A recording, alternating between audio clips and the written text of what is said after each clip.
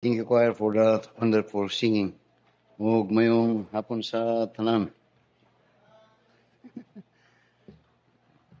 Open your Bibles with me in our text this afternoon in Romans chapter 13.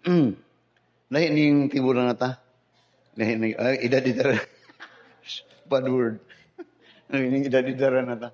Kanatong batanon bata pagtindog na ako diri. Mayong hapon sa tanan. Na kayo ba? Karon murag mayong hapon sa tanan. Murag wa na may kaon. Kaniya to ka grabe yun. Ano. Siyempre, mag-uari ko kanadto lagi, manipas. Mga lagpot ko ang mga panusay. Karon pura man mahadlok na mangguta kang lalanggod. Mga murang mag-uari ta, magpakimaluoy na lang tama yung hapon sa tanan, mga igsoon. Kaniya to, grabe yun, kaniya to. Basta katong di ko na kumalimtan tong director sa post office nga kauban na to. Bago pa ko nga nag-mission niya, Pastor Premier, ayo, baguhan ang imong style, magwali, dong, yan, pag-sultan po yan, dong, your kind of preaching is driving people, will drive people away, dong, baguhan na, kaya, timang, nagawa ko nito, Father Sunday, one time, Father Sunday, ang mga father ko sa Davao, up, nangaluya ko sila kay, bisi-bisihan ko mga sila. Unsa man anak ko, unsa man nga Father Sunday bis malipay tam konsensya namang gitag mga sinoon. Karon kay anyway, may hapon sa tanan. The message is titled Christian Duty to Government. Tomorrow we'll be casting our votes. And as a church, we are already 23 na ta. And we have gone to many elections. Kanadto, ginaduol ko diri kanadto, di ko kan-remote o mga ministerial group and during election, o gila kong kung kuan pa recruit nga mahimong group, party silang group. Kay kanang ministerial group kuan man gi-organize na sa mga politiko. I think si Oito nga kuan purposes for politics. O during at that time kanato ila kong ginakuan nga then they have offered me of weekly, hindi ko kalimot, weekly nga allowance of 1,500 weekly. Pero then mo to wala ko ning sugot pero ila kong ginapamugos para muhawa na sila, akong ginawa siya. Ako sugot ko nga, actually, musugot ko nga, mga feel good sa inyong grupo. Pero akong gusto, ako'y mag-lead, ako'y presidente. Sigang mata, di ko sigang mata sila. Announce naman ni. Kung una-una, mabasa, ikaw o ako idyokado ko, ikaw ang sakay sa, ang ningpakon po gamay pa. Diyon sa mga ingani-ngani, mas gamay na ako'y kwan gamay kasi. Anyway, then as a church, yung ako nag-agi tagdaghang mga election na. O never did nga sa tanahon nga election, nagapangumpanya ko sa inyo. Wala ko nagakuan nga mo ni endorso wala itong kuan. Tungod kay I always exercise nga doon na mo'y kaugalingong pagbulatan. Di na ako mo gamhan. And I understand nga katong ministerial group kanadto ug karon nagtukod na tungod kay for money purposes. Pangwarta man na kana gitukod tungod kay gusto nilang awaton ang Iglesia ni Cristo. Ang Iglesia ni Cristo during election makagunit yun na sila, makademand yun na sila. Pero kini mga so-called mga protestante katag man na muna nga ilang gusto nga og mo-establish sila og grupo para na po'y say. So, pero never did na ato nang gihimo. Never did. Gani karon og mag-eleksyon na, wag gyud ko gisultihan diha nga kwanta ang morning. Gawas lang sa kong asawa, gani ingon ako lang asawa nga. Isulat daan ang atuang kwan ha. Atong butaran kay pagkwanta butar para humandayon ta. Diyon kini pud dai sila lang kay gatanaw-tanaw ni tao man ini kuan ka na to. Sa congressman diri. baguman ba yan siya. Basta eleksyon, mo ni siya tigkatag-katag sa mga kuan ganadto. Ang di maayo, wag yun ni siya kahatag sa kuha. Never did. Mga buot na gud ni sila ng og mga bukid kay madtog mga pastor. Mga tag mga kuan sa pastor. Ya, nara sa tagong silingan ra na, wag yun ni kapanghatag sa kuha. Oh, grabe. The message that I would like to share this afternoon is about our duty to the government. Very quickly, tanaw ang Romans chapter 13. First of all, understand that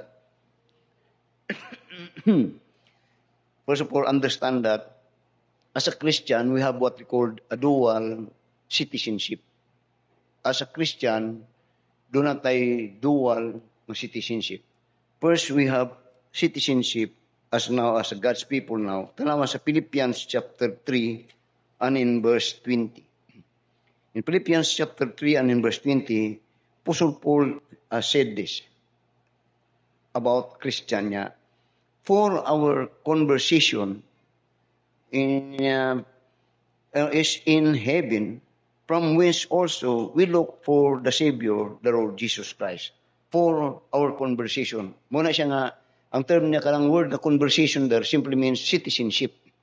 And every believer are citizens or God's people. We are soon to be dwellers where God is. Muna nga, kita bound, pasabot nga kita mga Kristiyanon are bound for heaven. And that is our eternal abode. Dito ta. But while we are still alive, we are also a citizen in this world. Sa 1 Peter chapter 2. In 1 Peter chapter 2, notice what it says here. In 1 Peter chapter 2 and in verse 11 up to verse 14. Verse 11 lang sa niya.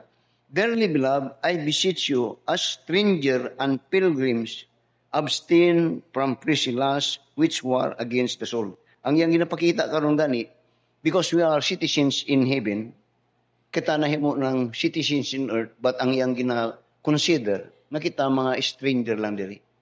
Stranger and pilgrims, which speak that we are just temporary residing here as pilgrims. Meaning to say that this is not our permanent residence. The word pilgrim or strangers are simply means temporary abode or temporary lang kadali. So that as we are still in this world, we are to be governed. And God's program is there must always be someone in every nation, kingdom, someone that is to govern us. And in fact and in truth, God so ordained that there will be someone that will rule over us. Muna siya nga sabto nato ni nga prinsipyo so that kay balota unsa atong duty to the government as temporary citizens in this world. Now, in the book of Daniel chapter 4 and in verse 17, 25 and in verse 32, you will find here the principle about this so-called installing or God ordaining leaders or government. In Daniel chapter 4 and in verse 17, when at the time the known world or even Israel was under the dominion of the Babylonian Empire, you will find here that though they were under the dominion or they were even slaves in that kingdom, but here Daniel and the Word of God discloses that it was God's purposes.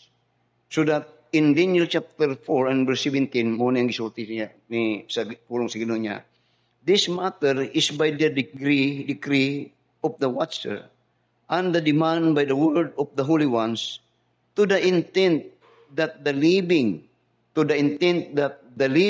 may know that the Most High ruleth in the kingdom of men.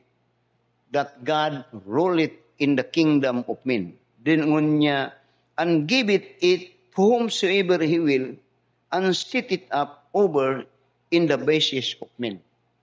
Then in verse 25, the same chapter, muna po ni, when this time Daniel is confronting Belteshazzar, the son of Nebuchadnezzar, linapod ang iyang isulti. Sa verse 25 niya, that they shall drive thee from men, and thy dwelling shall be with the beasts of the field, and they shall make thee to eat grass as oxen, and they shall wet thee with the dew of heaven, and 7 times shall pass over thee, dinya till thou know that the Most High ruleth in the kingdom of men, and give it to whomsoever he will. Kay diri karon si Belshazzar, nagakuan nga ako nibot, ako'y nagkuan ako. Diningon sa Ginoo, dili. Ako'y nagbutang. Now, take note nga kini matawhanan ni these emperors or leaders, so-called leaders in this time, kini sila, dili ni sila mga magtotoo, mga bangis ni sila, mga martyrs nila. Dili ni mga Kristiyano. Pero dili, ginapa nga, you will find ang prinsipyo nga siya, ang Ginoo ito. But then notice in verse 32.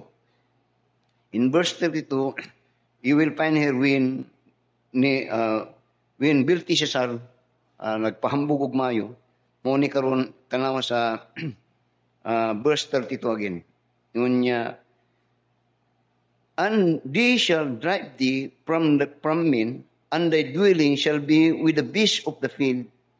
They shall make thee to eat grass as oxen, and 7 times shall pass over thee, till thou knowest that the Most High ruleth in the kingdom of men. Notice this, and give it to whomsoever he will. Ginabalik-balik na niya, nga that the Most High, that God ruleth in the kingdom of men, and give it to whomsoever he will. And the Most High ruleth over the kingdom of men, and give it to whomsoever he will. Truth, katulungan niya ginasulti. Now, ang iyang ginasultian ni, dili ni mga magtotoo. Pero ingon siya na, dili, ingon siya na, ako'y nagbutang anak nila. So, ang question, kung ano mo nga, dapat ay ang gibutang, kanang paras kang pastor. Ano ba? Muna yung gina-attempt ni katong mambutang mudog pa ba ito? Dili na itong mudog. Pero, ang principle ni, it is God. So that you will find here, ako sa ato sa ning taon, so that you will find here, in the time of Habakkuk, when, muna ang principle, when God is about to punish Israel, ug ang gamiton sa Ginoo nga mo punish sa Israel, muning mabibilon yan, you will find this principle here. Tanawa sa Habakkuk chapter 1, that God is the one that give it power or install this so-called leaders. In Habakkuk chapter 1, notice in verse 2 up to verse 7. Ako lang basahon. Ngunya, diri si prophet Habakkuk, there was a burden to him because ang mga Israel, daotan naman og maayo. Wa na'y kahadlok sa Ginoo, wa na'y respeto sa templo. Eventually, and generally at that time, tabla na sila sa dili magtotoo. Sila sila sa Ginoo, pero ang ilang karakter kinabuhi, pari-parehas na sila tanan. Ug nakita ni Habakkuk. So in verse 2, mo na igisot niya karon sa verse 2. Unya, O Lord, how long shall I cry, and thou will not hear? Even cry out unto thee of violence, and thou will not save. Why dost thou shew me iniquity, and cause me to behold grievance, for spoiling and violence, and before me, and there are that raise up strife and contention. Therefore the law is slack, and judgment that never go forth, for the wicked that compass about the righteous, therefore wrong judgment proceeded. Ang ginaiskutan niya diri ang mga Israel. Yung pagkadaotan na sa mga Israel. Now, kung ako ning ginatanaw, ang mga simbahan ba karon kung yung taon, pero kung imong tanaw daghang mga simbahan nga doon ay mga XX, o na nga ang point nila sa Ginoo, daotan na ang mga Israel karon iyang gipakita ang Habakuk nga daotan po. Mo'y gamiton niya to roll over din sa mga para makita nila ba nga dili maayo dahil ni. Magit ninyo? Nga dito dahil katong mga nag-roll sa to, mga corrupters, mga monson, support. Kagkatano ta, pero ko'y daw, dinhi dahil lang sunod, napo dahil na. Magit ninyo, ingani ang prinsipyo karon na atong makita dahil. Nga si Habakuk gusto niya nga doon ay hostesya nga pagahimoon sa Ginoo sa Israel. Unta mo niyang gusto nga matarong ng Israel. Pero di naman yun matarong. So, nagngita. So, sa verse 5, ngon mo ko ingon niya. Masunod ko ninyo. Niya, behold ye among the heathen and regard, and wonder marvelously, for I will work a work in your days which you will not believe, though it be told you. So, gitubag na nag-quiz, nagapangutan siya, unsay mo gusto siya Ginoo, karon sa mo tarungon ni nga nasod. Karon sa Ginoo karon, tubagon ta ka, pero kung mutubag ko ni mo ron, samot na di ka mutuo. Nga kung but pasabot, daotan ang si Habakuk, makita niya ang kadautan sa mga tao. Pero later on, sa gamiton sa Ginoo ang kining Biblia nga daotan, karon makita niya nga, uy, daotan man na, pariha na di ay. So, in verse 6 now, for lo, I raise up the Chaldeans, kini Chaldeans, muning mga Babylonians, that bitter and hasty nation, which shall march through the breadth of the land to possess the dwelling places that are not theirs. And as a result, you will find there that they were conquered and they were governed, enslaved and governed by this Babylonian. Pero later on, dito sa Jeremiah chapter 27, sundan lang sa ako ninyo. Sa Jeremiah chapter 27, sa panahon ni Jeremiah was a prophet. A prophet of God that wants people, that these people may amend their ways, consider their ways, and repent and return back to God. But they never heed to the pleading of God through the preaching of Jeremiah. Wa gyud to. So this time ang Ginoo sama sa yang gisulti sa kang Habakuk, this time God would judge, and he will judge this Israel by using Chaldeans and Babylonians. So that in Jeremiah chapter 27, notice now in verse 5 to verse 7. Ingon niya, I have made the earth, the man, and the beast that are upon the ground by my great power and by my outstretched arm, and have given it unto whom it seemeth meet unto me. Mga kunya, ako ning ginahatag kung ang pagdumalas, yatong tao nga akong gusto. Ako'y nagpili, anak. Then sa verse 6, and now have I given all these lands unto the hand of Nebuchadnezzar, the king of Babylon, my servant. Si Babylon, kanon, yan kung usaptan mo, iyang gamiton ang daotan emperor sa Babylon, nga si Nebuchadnezzar. Ang term sa Ginoo, siya ako ang servant. Pero di siya maayo.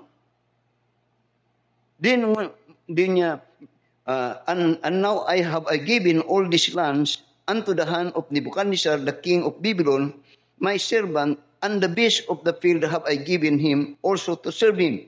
And all nations shall serve him and his son, until the very time of his land come, and then many nations and great kings shall serve themselves of him. Nga gigamit lang diyan siya. Muna siya nga karon sa tampanon Daniel, din dito yang gidisclose nga ako ang nagarol. O kung kinsa akong ginabutang dinha, ako'y nagtuman na, ako'y nabutang dinha.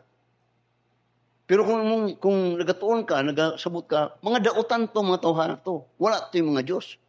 Pero later on, because of God's power that is wrought kang Daniel, napatuo ni Daniel, si Nebuchadnezzar, nga yang Diyos tinuod. But the point here is about governance. That it was God that installed it. God put them there. It was God did put them there.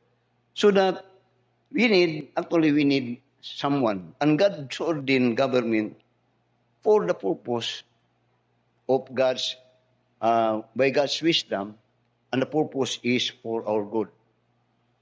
So that with this, natong sabton, nga doon na tayo mga duty towards this government. Now, notice now, Romans chapter 13. Though sometimes we question it. Romans chapter 13. Notice now.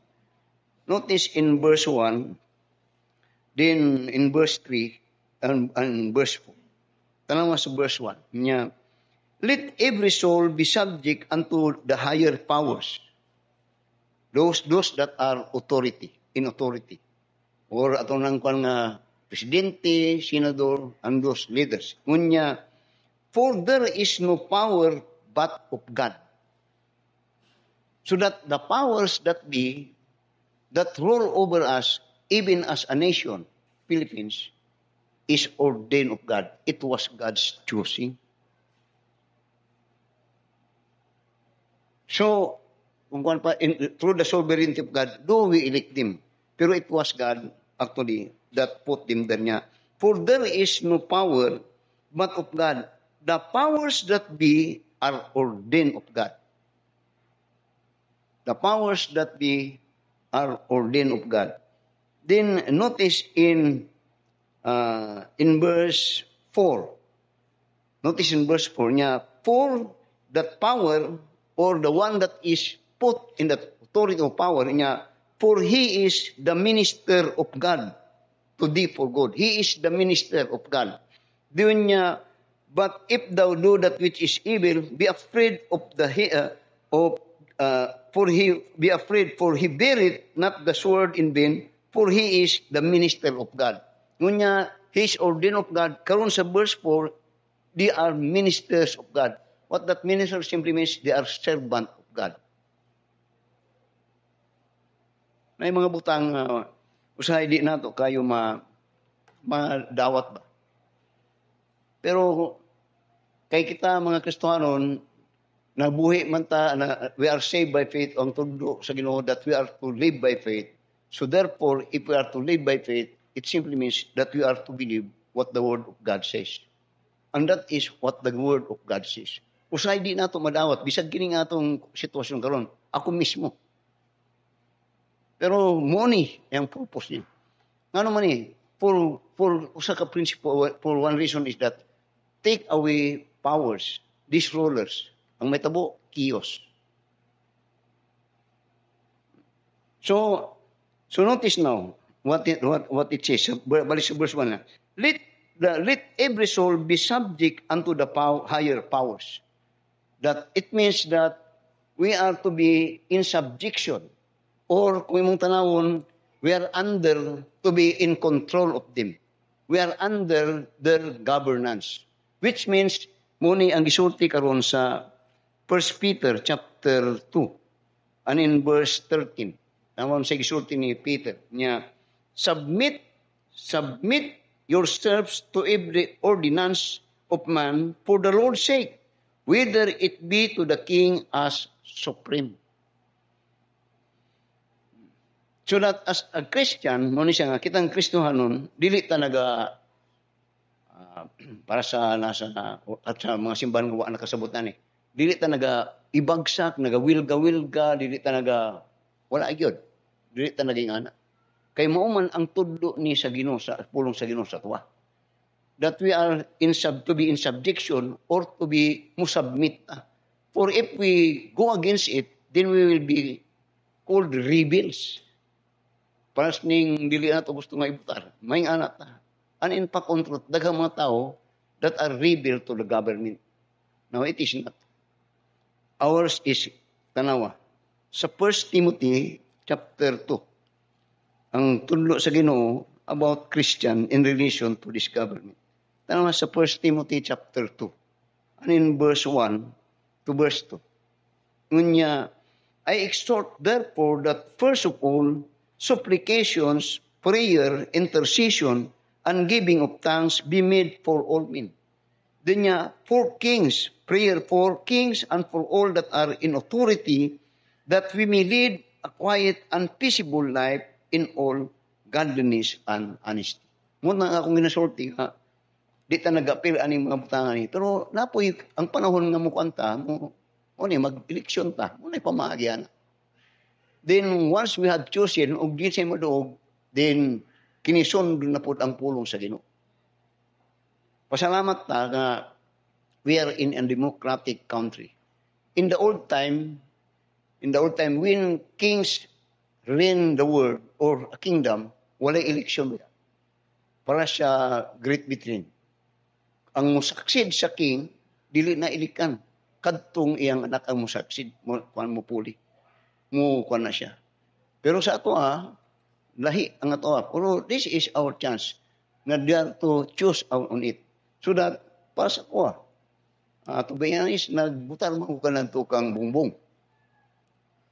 Ako nagbutar kang lini, kay akong principle, dili pod ko gusto nga sa Biblia bangod ang babae dili na ginakuan sa Ginoo nga mo leader. Moto si Bongbong. Pero ingani na nangitabo, and we understand, and we know it. But even din so, kay naman tay balaod 6 years.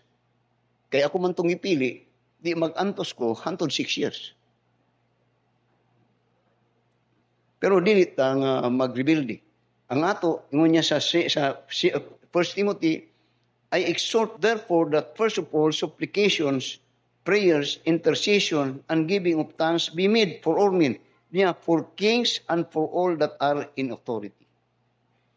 So, notice sa Romans chapter 13, Father, niya, let every soul be subject unto the higher powers. That is the teaching of God. Now, I have been in the government. Sabot-sabot tagamayan. So that niya, the reason for there is no power but of God. And the powers that be are ordained of God. God put them there. And God put them there, and God used us as instrument to put them there through our choosing. Tanaw sa verse 2. Diyan niya, whosoever therefore resisted the power, niya resisted the ordinance of God. Tanaw ang tudlo sa Ginoo. Nga kung mong taon, para sa ana, there are resistance, nag-resista. Pero para sa kang imong tanawon si Daniel, and even Shadrach, Meshach, Abednego in the time, dili good maayo itong ilaha, ang atong ilang hari. But kung mo taon to, they never resisted. Kina principle, kining gitulo na Apostle Paul, sa Romans chapter 13, actually, kini nga principle, nahitabo dito sa panahon sa Babylonian. Particularly sa time ni Shadrach, Meshach, Abednego, o si Daniel, that there was a harsh and a very dili maayo nga leader. Pero they never see anything against the leadership, but they pray on it. And their kind of resistance is silent. Wala sila nagakumbinsya para sa Shadrach, Meshach, Abednego.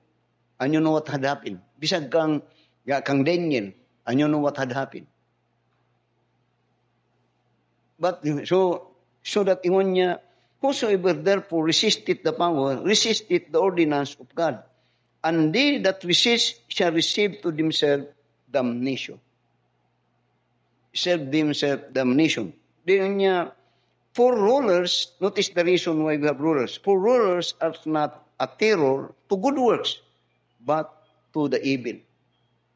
Yung ako lisod ni. Now, kung mong sabton ni ron sa verse 3, daghan mga butang ni kung kwanta kay magkwanta dan tay kahibalo nga gamay ani say maka-question ta kayo. Pero sulat tanaw gud sa verse 3 niya, for rulers are not a terror to good works, but unya to the evil. Then will thou then not be afraid of the power? Do not that which is good, and that the praise of, and thou shalt have the praise of men. Now, tanaw sa 1 Timothy, in relation sa verse 4. Sa 1 Timothy chapter 1, doon tanaw sa gitudlo na po ni Apostle Paul din. Sa 1 Timothy chapter 1, and in verse 8, inya, but we know that the law is good if a man use it lawfully.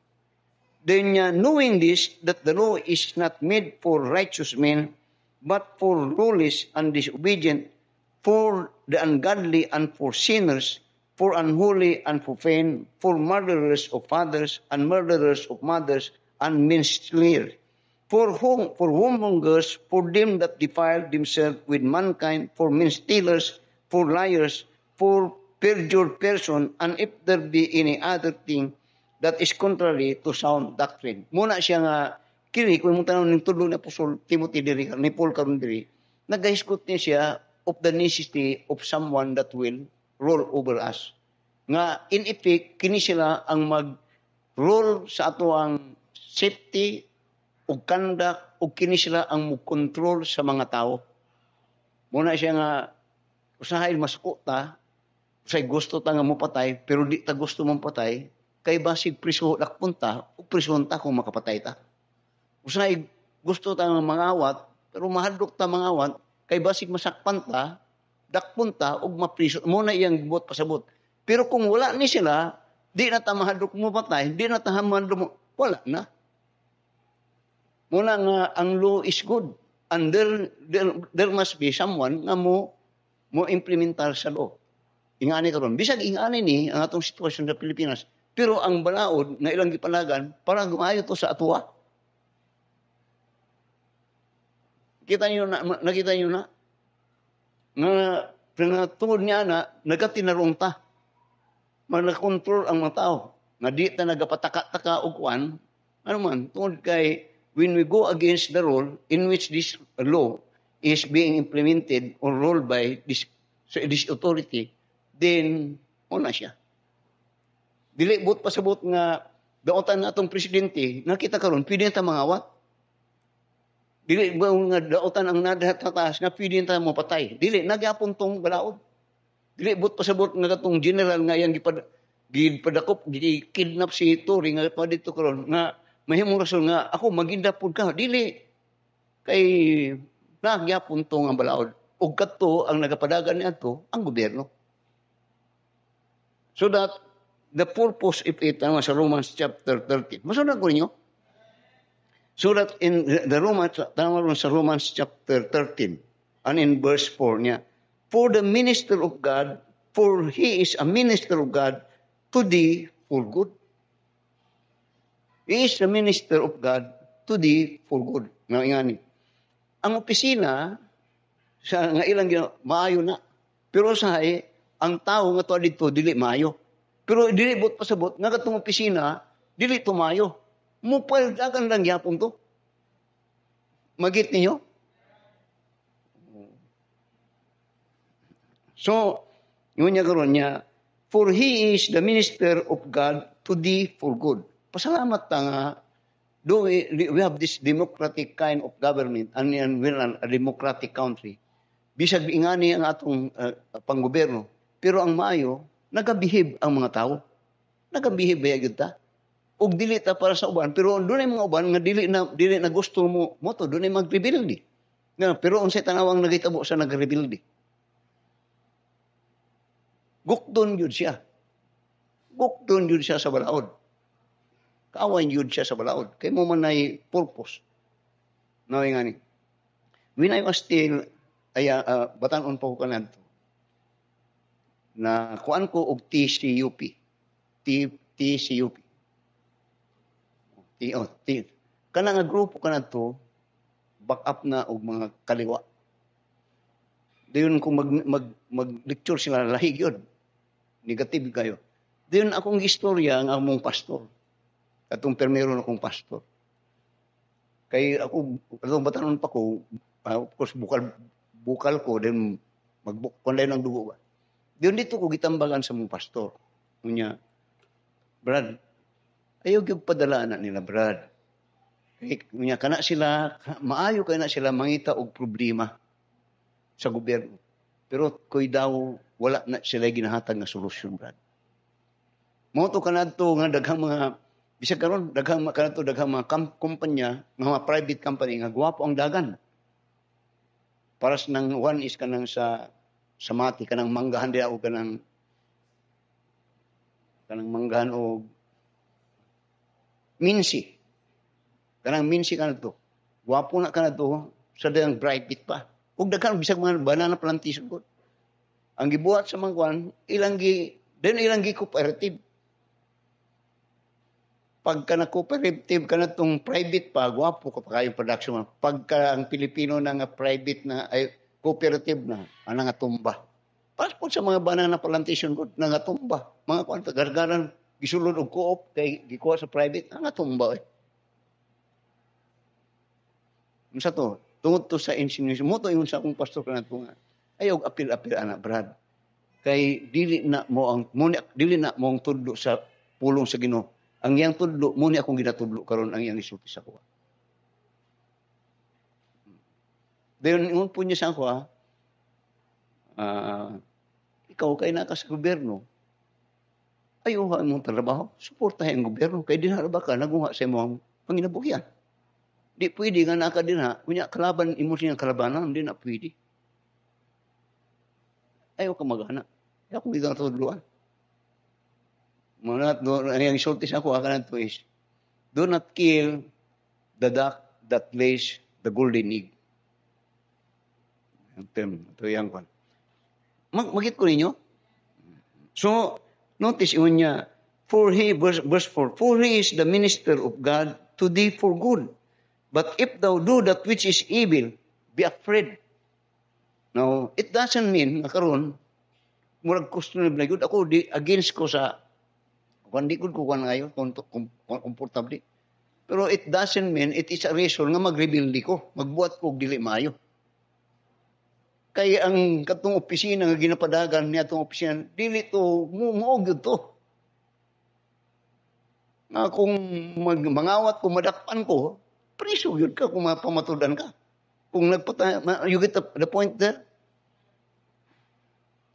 So, muna yung ni Timothy, pray for him. Muna niya, sa verse 4 niya, for he is the minister of God to thee for good. But if thou do that which is evil, niya, be afraid. It is not a reason that they are evil, that you do evil. Niya, be afraid. For he beareth not the sword in vain.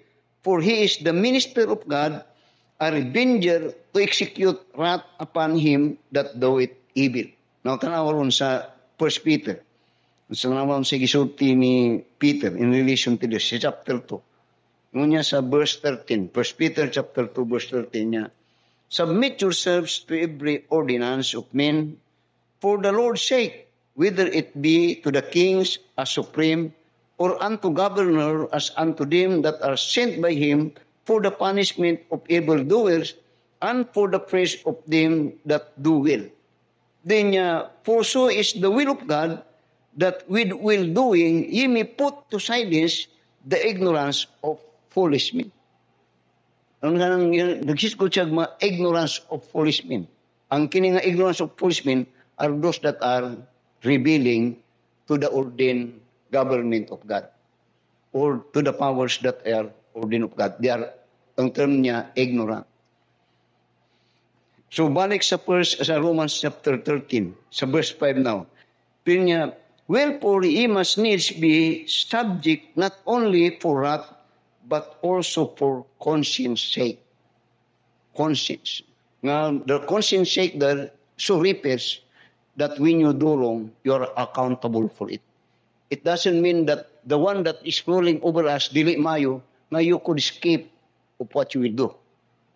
Na you still be accountable. Dili, pud pasabot nga, tungod dautan siya, magpakadautan na po ka, kay free ka sa kandili. Now, you see, when God, at the time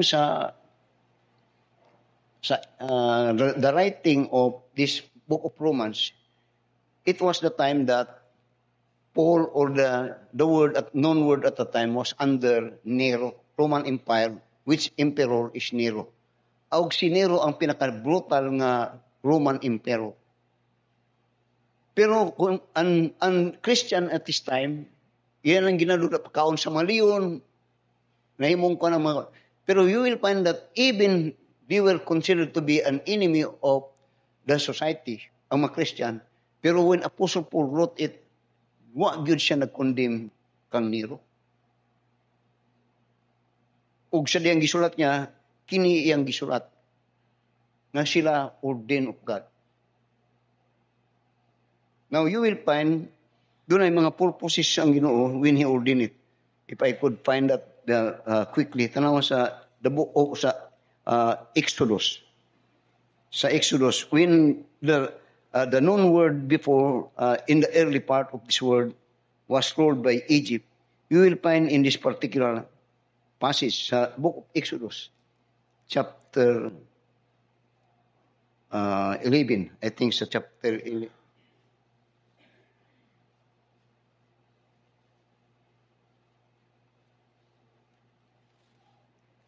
Chapter 9.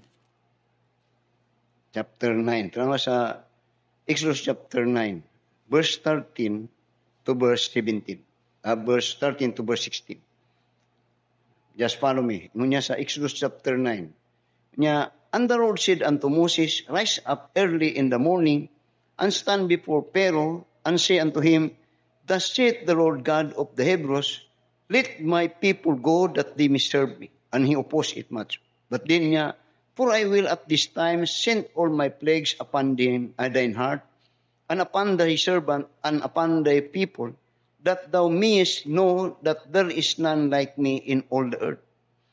For now I will stretch out my hand, that I may smite thee and thy people with pestilence, and thou shalt be cut off from the earth. And in very deed for this cause have I raised thee up, for to show in thee my power, and that my name may be declared throughout the world, throughout all the earth. Now, tanawa Lord ang iyang gipakita niya, pero was raised of God, and in the throne, in life and in the throne, and the purpose is nga God allows him to oppose ang mga kwan sa Ginoo. Pero later on, niya gituyo na ako na kay doon ako'y purpose. Nga pinaagi sa imo, ako imailhan ko nimo, ug mailhan ko sa tibok kabalituan nga ako Dios. I'm the one that reigneth. Magit ko ninyo? No. So that was the ruler in the early days of the earth. God, that he installed this Pharaoh, a king and a leader with purpose. And this Pharaoh, dili ni Dios noon, kaaway ni sa Ginoo. Pero even din so, doon ay katuyuan ang Ginoo nga gihimo niya. Now, in the time of Babylon, ang gibuhat sa Ginoo when he raised Nebuchadnezzar is para makita sa mga katauhan sa Dios nga ang ilang kadautan, makita nila dito sa pagkadautan ni Nebuchadnezzar. Nga usahay, ang but pasabot nga, usahay ilang atong makita ang pagkadautan sa uban, pero di kita naapagtay pagkadautan. Nga usahay atong ginatanaw, corrupter ni siya, gakurap sila. Pero usahay atong ginatanaw sila, pero di ay usab kita, mga kurap di akong tanaw. Usay atong ginatanaw sila nga insincere, pero usay nagatanaw ta sila, pero wala tagatanaw sa tuwa. So that in effect, in the time of this dominion of the Babylonian Empire, kadto ang gusto nga makita sa Ginoo, sa mga tao sa Ginoo. Ang ilang pagkadautan, nga diin, makita nila po ang ilang pagkadautan. Romans chapter 6 now. Because they are ordained of God, wherefore ye must needs be subject, not only for wrath, but also for conscience sake. For this cause, pay tribute also, for they are God's ministers, attending continually upon this very thing.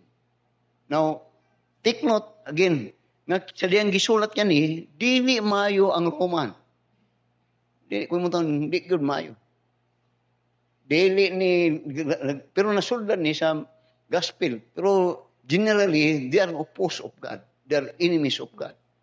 Pero ingon ni kuan kay ordin kay mutax man, sige. Kay kung di po sila mutax, samot nga mo. Then, niya, for this cause, pay ye tribute also, for they are God's ministers, attending continually upon this very thing. Dinyar, therefore, render therefore to all their Jews tribute, to whom tribute due, tribute to whom tribute is due, custom to whom custom, fear to whom fear, honor to whom honor. Now, tanawa sa Matthew chapter 22. Matthew chapter 22. Notice in the teaching of the Lord Jesus Christ in regards with this. Matthew chapter 22.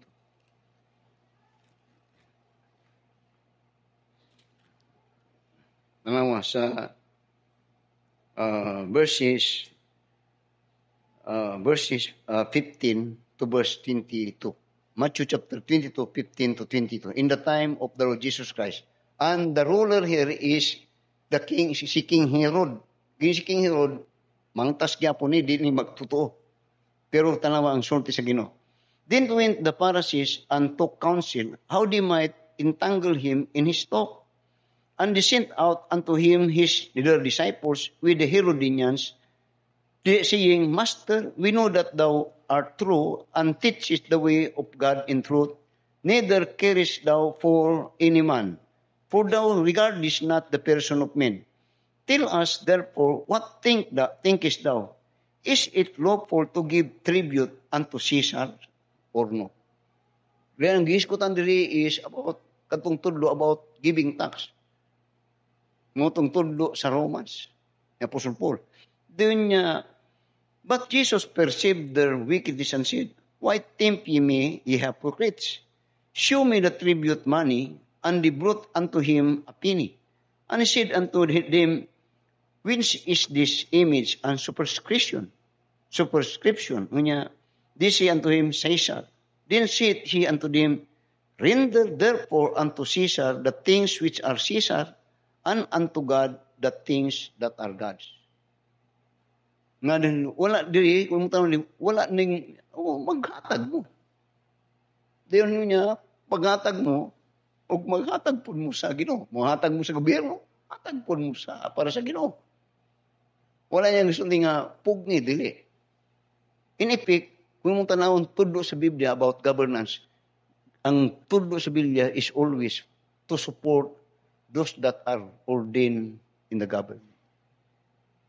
Wala good, you will find and study it, nga wala good nagtudlo og rebellion ang pulong sa Ginoo in regards to this. Now, unsay buti mong pastor, now, open times nagakomenta, nagahatag-tag komentaryo or mga opinion.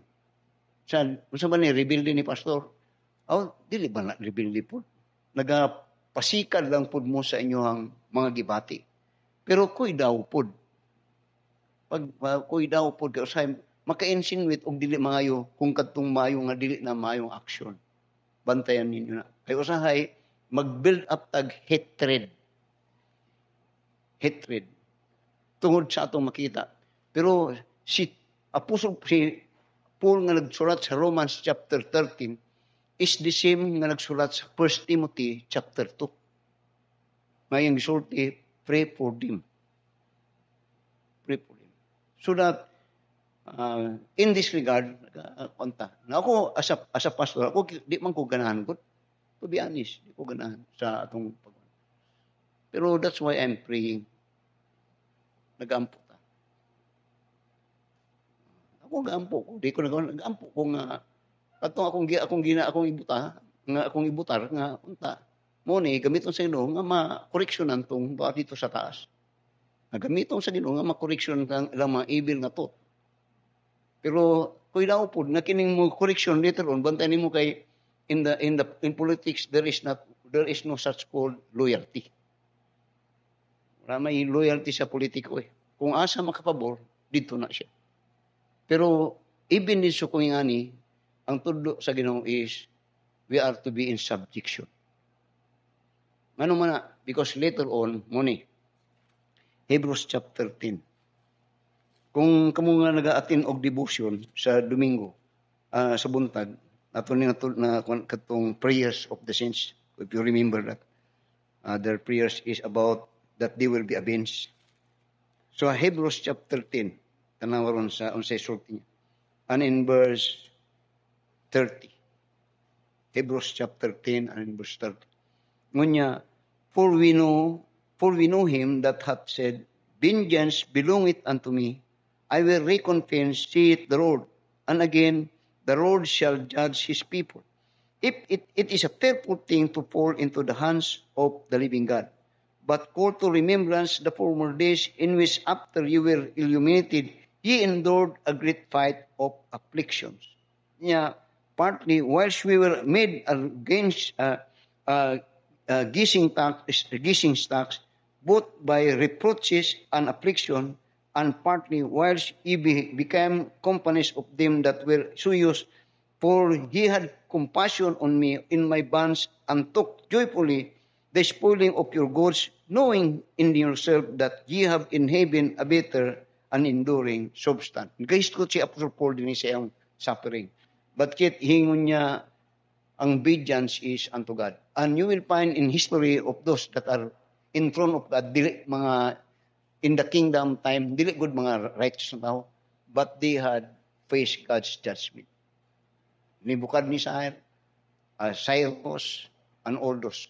Pero as God's people, generally ang tudyo na we are to be in subjection and not to be rebellious. So tomorrow you will be choosing. You pray for it. Sa inyo po. You pray. Nagani ko'y mga amigo ng mga pastor nga nagsulti siya ko nga magbutar sila kang kibuloy. Katungod ninyo na. Mga ilang mga rason. But pray for them. And pray nga mga tarong ato ang gobyerno. Now, let me close by this. In the time of tribulation period, now nata ni, pero in the time of tribulation period, the one that will rule the world is the Antichrist or Satan. And when he rule the world, he will use these two powers that is reigning over us today. Political power and religious power. Political power in the tribulation period are political power, government, that will rule the whole world. And that is called the beast. And in religious aspect, there is what we call the Antichrist. Both of them are evil. Pero bisan pa niya na, they will be destroyed of God. Karong ang panahon, if you observe, dili ba good na sila mga Kristohanon, just like in the old time. Dili ni sila magtotoo. Dili ni sila mga luwas. To be honest, just like in the time of Apostle Paul in his writing, Nero was a brutal emperor. Pero when he wrote it, and you study the Bible, never did even the Lord Jesus Christ made some mga mga rebellious nga term nga iyang gina-insinuate ang mga tao to rebel on those authority. Why? It was revealed in Romans that they were ordained of God. For what purposes? For our good. Though they are unbelievers. For our good, pastor. Nga naman, kay nagatinarong ta tungod ni anak sila. Kung upos ka sa untudlo, nuni mo dautan ang atong gobyerno, dautan.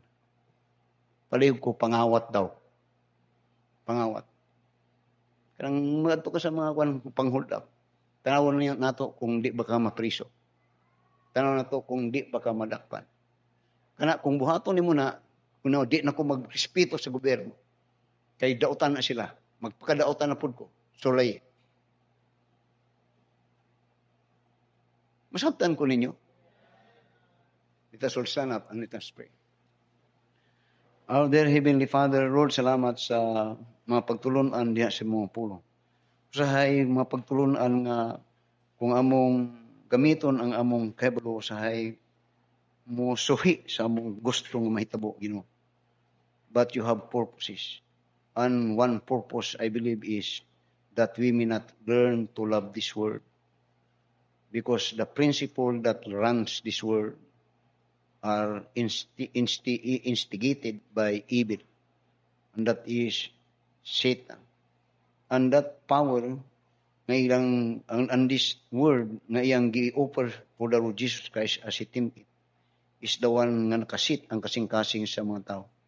So with our understanding, as you have purposes on it, that at the end they will be judged, then help us, that you have purpose for their temporary being there, and that is for our good, to be a good citizen in this world. Then we could not change actually the world or the society. But as a church, one maybe of those that are in the government will be changed if we will share the gospel unto them, or that they will see the difference of our Christian life. And that is our experience before. We are part of the government, but yet, Lord, by the grace of God, we are saved.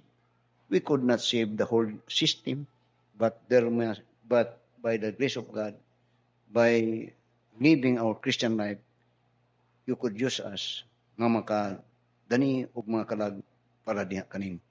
Tudloy kami. Masay gusto namong bag-uhon ang sistema o ang tibok nga dagan sa panggobyerno. Pero it could not be. Apostle Paul had not done it, but he had done to preach the gospel under our laws, even in the throne, in the kingdom, or yes, in the reign of the king, na doon ay mahimong Kristiyano. Lord, tabahin kami nga mong sabot niyo, that as far as we are part of the system or are a citizen in this world, you have given us this mandate that let your light so shine before men, that they may see your good work and glorify God in heaven. Lord, tabahin kami, o kalmaha ang among mapanghunahon. Tomorrow will be a time na din ma-express na mo ang among kaugalingon na pinaginini, we could choose the right one that you have prepared nga mo'y mulid ka na mo for good. So this is our prayer in Jesus' name. Amen. It is good to pray and to thank God for it. And pray for our election tomorrow. Pray for God's guidance sa inyong pagpilion. And pray nga in our simple way, in our little way, na doon ay kahitabuon na maka-change o gamay para niya itong ginadesire nga kabaguhan sa ato ang panggobyerno. I understand. This is not a joke. It fix ang ato ang kinabuhitanan. Kung sa'y na sa itong pamunuan, mo ipik to na sa ito. Understand that. My faith looks up to thee, the Lamb of Calvary, Savior divine. Now hear me while I pray, take all my guilt away. Oh, let me from this day be holy thine. May thy rich grace impart strength to my fainting heart, mercy inspire, as thou hast done for me. Oh, may my love to thee pure, warm, and chainless be a living fire.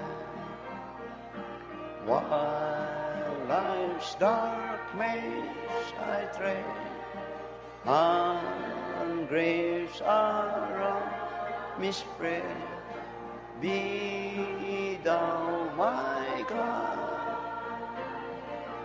Be darkness turned to day, while sorrow steals away. Lord, let me ever stray from thee. Before we sing the last verse, doon ako'y may numduman ba? I think among pastor to nagsulti sa ko. Kay in my time as an employee of the government, kanang bukal kayo ko mo istorya against the government. Pero nagatrabaho sa gobyerno. Yan sulti sa ko. Brad, ayaw anak, Brad. dinabaya ka nagapanginabuhi, nganong inganaon man nimo na. Ngita mo, ayaw, anak, Brad, nasigilan kagkon sa gobyerno, dinabaya ka nagapanginabuhi. Ayaw, ingana. Patyo ni mong gobyerno nga dinamang ka nang ipinabuhi. Moto, God ordained government. Ang term niya, pray for me. When is life's trials and dreams, when there's cold soul and stream, shine all me Lord. Bless Savior then in love, fear and distrust remove. Oh, bear me safe above around sun. Kaya daghang salamat, Brother Germil. Closing prayer, brother.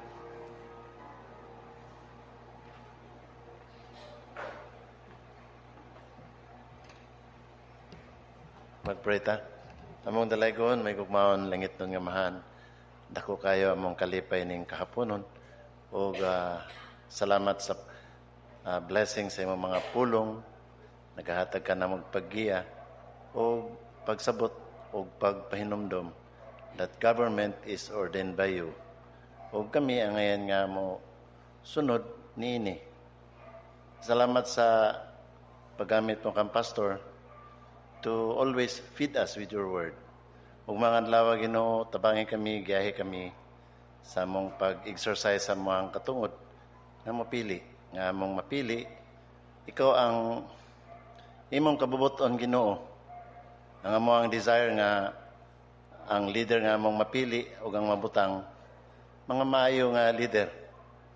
O kung unsa man Ginoo ang result, masaligon kami sa imong purpose. O nga salamat Lord sa message karon nga kahaponon. Salamat sa mga kaigsuhan karon nga hapon nga nagabalik og kanasing-kasing nga nagasimba kanimo.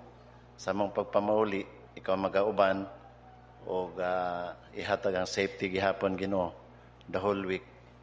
And our work og uban pa mga buluhaton namo this week, ikaw panalangin Ginoo. Salamat sa higayon Ginoo. Kining tanan namong balik lamang diha kanimo in the most precious name of Jesus Christ our Lord and Savior. All the glory and honor among ginabalik da kanimo lamang. In Jesus' name we pray. Amen.